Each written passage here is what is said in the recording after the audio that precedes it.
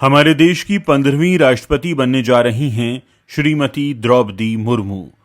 श्रीमती द्रौपदी मुर्मू के बारे में कुछ ऐसी बातें जो आपके लिए जानना बेहद जरूरी है, हम उनकी जिंदगी की किताब की पन्नों से निकाल कर लाए हैं। ओडिशा का पहाड़पुर गांव, एंट्री गेट पर बैनर लगा है जिसके दोनों तरफ द्रौपदी मुर्मू की बड़ी बड़ी तस्वीरें लगी हैं। लिखा है, राष्ट्रपति पद की प्रार्थनी द्रौपदी मुर्मू, पहाड़पुर गांव आपका स्वागत करता है। यहीं पर एक बड़ी सी प्रतिमा लगी है जो द्रौपदी जी के पति की है, जिस पर ओडिशा के दो महान कवियों सच्चिदानंद और सरला दास की कवियों की पंक्तियां उकेरी हुई हैं। यहां से करीब 2.5 किलोमीटर अंदर दाखिल होने पर एक स्कूल है, नाम श्याम लक्ष्मण शिपुन उच्च प्राथमिक आवासीय विद्यालय।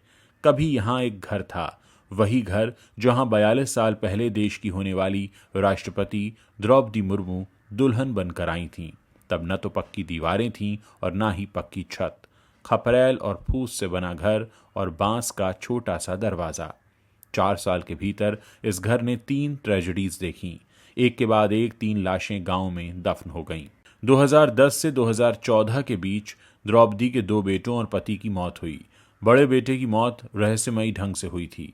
करीबियों ने बताया कि वो अपने दोस्तों के घर पार्टी में गया था, रात घर लौटा, कहा मैं थका हूं, डिस्टर्ब मत करना। सुबह दरवाज़ा खटखटाया तो खुला नहीं, किसी तरह दरवाज़ा खोला गया तो उसका मृत शरीर मिला।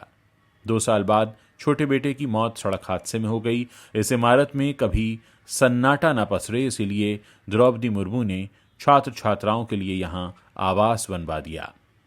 द्रौपदी के जीवन की लिखी पहली ट्रेजेडी, जिसका जिक्र गांव में कोई नहीं करता, उनकी पहली संतान की मौत, जो महज 3 साल की उम्र में इस दुनिया को छोड़ गई। इतना दुख द्रौपदी ने सहा कैसे? उनकी भाभी शाक्यमुनि कहती हैं, जब बड़े बेटे की मौत हुई तो द्रौपदी 6 महीने तक डिप्रेशन से उबर नहीं पाई थीं। उन्हें संभालना मुश्किल हो रहा था। तब उन्होंने आध्यात्म का सहारा लिया। शायद उसी ने उन्हें पहाड़ जैसे दुख को सहने की शक्ति दी। वो कहती हैं, जो द्रौपदी बड़े बेटे की मौत से टूट गई थीं, उसी द्रौपदी ने छोटे बेटे की मौत की खबर फोन पर देते वक्त कहा, रोकर घर मत आना, जैसे सामान्य समय में घर में मेहमान आते हैं वैसे ही आना। अब हम आपको बताने जा रहे हैं द्रौपदी मुर्मू की लाइफ की वो 4 ट्रेजेडीज जिसमें उन्होंने 3 बच्चों और पति को खो दिया। 25 अक्टूबर 2010 को उनके बड़े बेटे लक्ष्मण मुर्मू की मौत हुई। वो महज 25 साल के थे। 1 अक्टूबर 2014 को पति श्याम चरण मुर्मू का साथ छूट गया। तब श्याम चरण जी 55 साल के थे। द्रौपदी की पहली संतान एक बच्ची थी। 3 साल की उम्र में उसने 1984 में दम तोड़ दिया था। 2 जनवरी 2013 में उनके छोटे बेटे बिरंची मुर्मू यानी शिपुन की मौत हुई। तब शिपुन की उम्र महज 28 साल थी।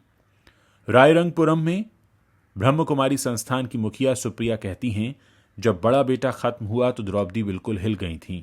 उन्होंने अपने घर हमें बुलाया और कहा कि कुछ समझ नहीं आ रहा, क्या करें। मैंने कहा, आप सेंटर पर आइए, आपके मन को शांति मिलेगी। फिर वो सेंटर पर आने लगीं। वक्त की पाबंद इतनी कि कभी हम लोग 5 मिनट भी लेट हो जाते थे, पर वो कभी लेट नहीं हुई। 2014 तक तो वो सेंटर आती रहीं।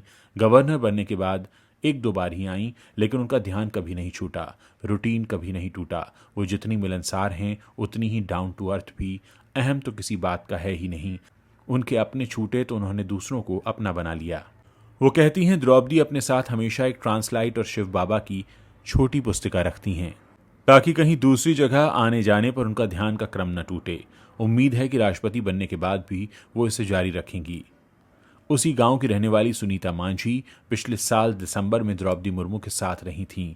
कहती हैं, द्रौपदी जी कितनी भी व्यस्त रहें, लेकिन ध्यान, सुबह की सैर और योगा कभी नहीं छोड़ती। हर रोज सुबह 3:30 बजे वो बिस्तर छोड़ देती थीं।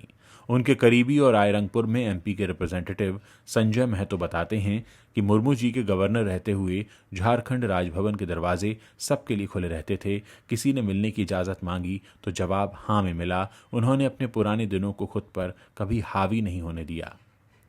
द्रौपदी बचपन से ही दृढ़ और सच के साथ मजबूती से डटी रहने वाली रही हैं। एक किस्सा याद करते हुए मुर्मू को पढ़ाने वाले वासुदेव बेहरा कहते हैं, वो क्लास टॉपर थीं। हमेशा सबसे ज़्यादा नंबर उन्हीं के आते थे। नियम के मुताबिक मॉनिटर उन्हें ही बनना चाहिए था, लेकिन क्लास में लड़कियों की संख्या काफ़ी कम थी। 40 छात्रों में सिर्फ 8 लड़कियां थीं। इसी वजह से हमारे मन में शंका थी कि लड़की होकर वो पूरे क्लास को कैसे संभालेंगी, लेकिन द्रौपदी अड़ गईं, आखिरकार वही मॉनिटर बनी। इसकी एक और वानगी है। साल 2017 की बात है, तब मुर्मू झारखंड की राज्यपाल थीं। भाजपा की सरकार CNT-SPD संशोधन विधेयक लेकर आई। तब मुर्मू ने उस विधेयक को वापस कर दिया था।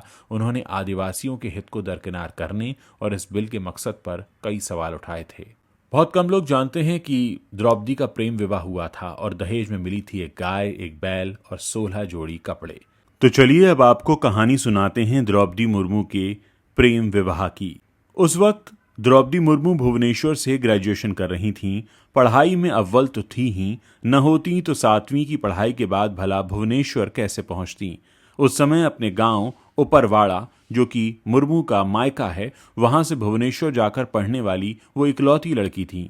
ईयर 1969 से 1973 तक आदिवासी आवासीय विद्यालय में वो पढ़ी और उसके बाद ग्रेजुएशन के लिए भुवनेश्वर के रामा देवी विमेंस कॉलेज में दाखिला ले लिया।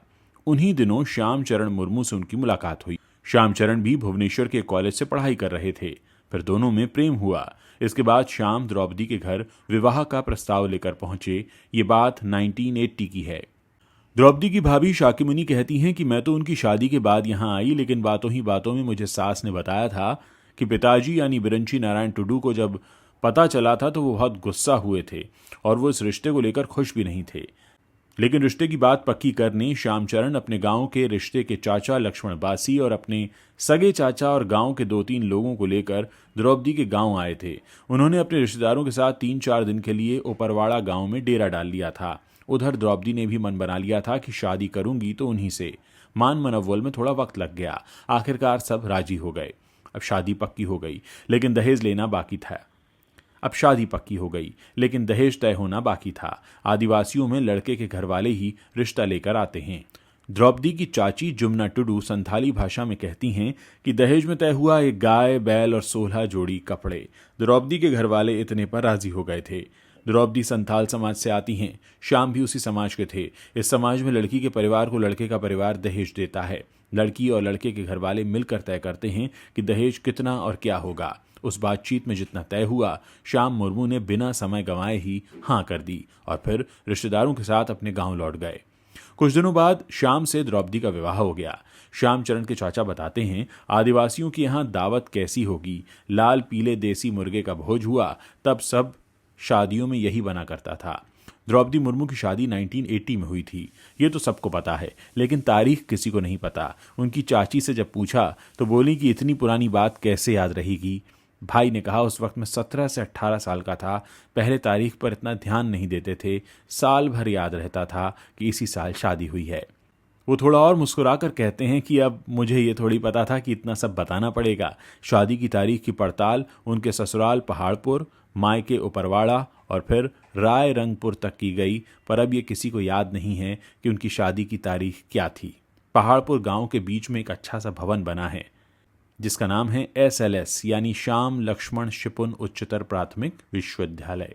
दरअसल 1984 में द्रौपदी की 3 साल की बेटी की मौत हो गई। उसके बाद 2010 में उनका पहला बेटा, 2013 में दूसरा और 2014 में उनके पति की मौत हो गई। इसके बाद द्रौपदी ने अगस्त 2016 में अपने घर को स्कूल में तब्दील कर दिया। हर साल द्रौपदी अपने बेटों और पति की डेथ एनिवर्सरी पर यहाँ ज़रूर आती हैं। इस स्कूल में पढ़ने वाली एक बच्ची कहती है, हमें गर्व है कि अब वे राष्ट्रपति बनेंगी। जब जीतेंगी तो हम यहाँ पार्टी करेंगे, गाना गाएंगे और नाचेंगे।